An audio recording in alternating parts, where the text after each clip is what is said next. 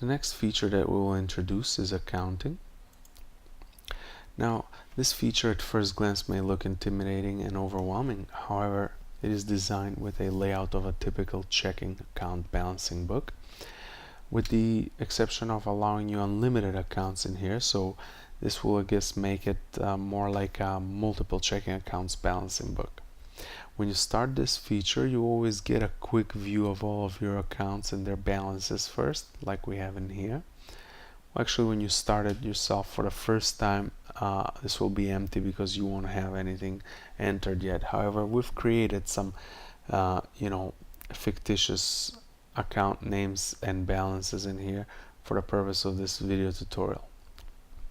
Now, to create an account, like a new account, you simply use the add button. So go ahead and click the add button. You need to name the account. Let's just name it new account, and it will inform us now that in order for the new account to be saved, we must enter at least one transaction, like the initial deposit or something like that. So we'll go ahead and enter one transaction right now in this new account, which obviously is empty, it doesn't have anything because we just created it. And let's call it a deposit, like an initial deposit. So we have some money in the new account that we opened. We would deposit from, let's say, our business, and the category will be, let's say, initial balance or initial deposit, whatever you want to name it. Now you'll notice that it's auto-filling in here a lot of things. The program is like suggesting what we should type, and that's what we'll do with you too when you enter some data in it. When you've done this a few times and you have some data history, as you start typing, it will try to guess what you're trying to type by looking in the database what you've done in the past. And here we've done a few test runs for these video tutorials, and that's why it's trying to guess what we're trying to write. And it helps you work faster because a lot of transactions just repeat, especially category names, business names, pays, and so on and so forth. Now I'm skipping a few fields in here, like the cleared checkbox, which is to designate whether or not this transaction has cleared in our financial institution or not yet. If it's cleared, obviously we'll mark it as cleared. If not, we'll just leave it all.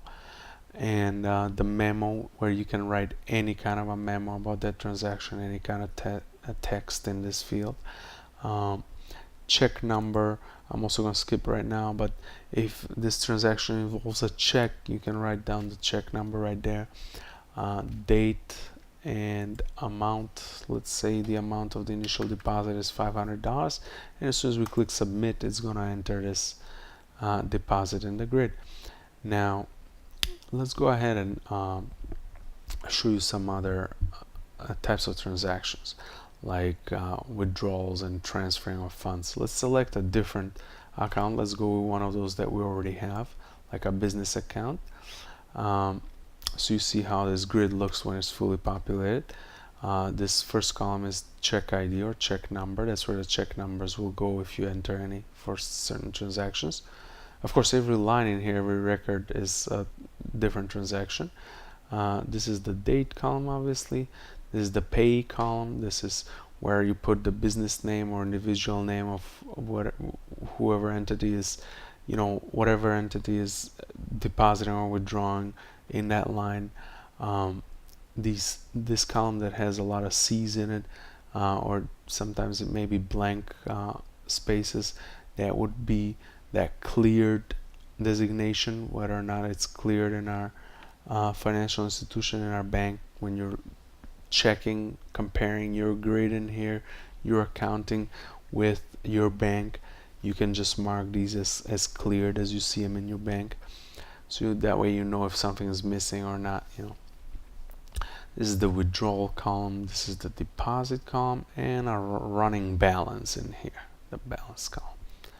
Now, as I said, we'll go ahead and attempt a withdrawal. So we just select withdrawal from these three types of transactions, and we gotta enter who we're paying to, who we're withdrawing the money for, who are we paying in this particular transaction. Let's say, let's do a fictitious name of a company like scan source, let's say, and our category in here got pre-filled because we've done this example a few times in here when pre-filling this database.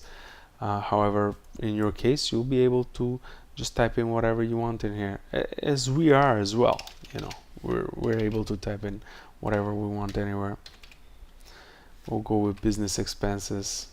Let's leave it as advertising. It doesn't matter. It's just an example. Memo, we're gonna skip again. Check number, let's skip it again. Date, that's fine. Today's date, and the amount, let's call it $200. And as soon as you click submit, this transaction gets entered in here, and it's $200 of a withdrawal.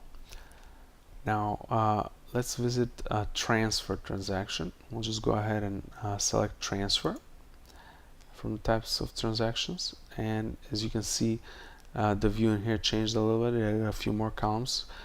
Transfer transaction is a transaction where you transfer within your own accounts. You transfer within your own accounts in your accounting, meaning they don't have to be, of course, in the same financial institution, but you know, assuming they're all your own accounts for this accounting feature purposes, you want to transfer money from one of these accounts that you're running in here to another account that you're also running here.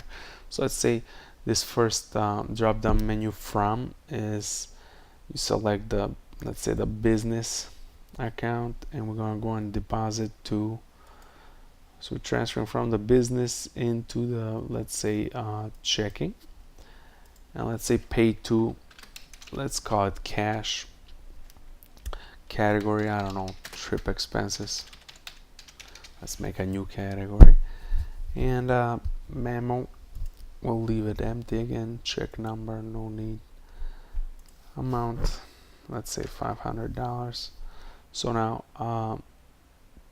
we're ready to submit this transaction, and you will see it will withdraw $500. This transaction withdraws $500 from this account, from the business account. However, that should show up as a deposit in the checking account, and there it is, $500 deposit in the checking account. Now later on, if this clears in your financial institution, let's say this last transaction, is it clears, you want to mark it as cleared, you just hit select the transaction, click edit, select cleared, click submit, and it marked it. We just edited it, marked it as a cleared transaction. Now that's it for this video tutorial. However, keep an eye on the next video tutorial. We'll continue on talking about the accounting feature and introduce you to a few more options in there.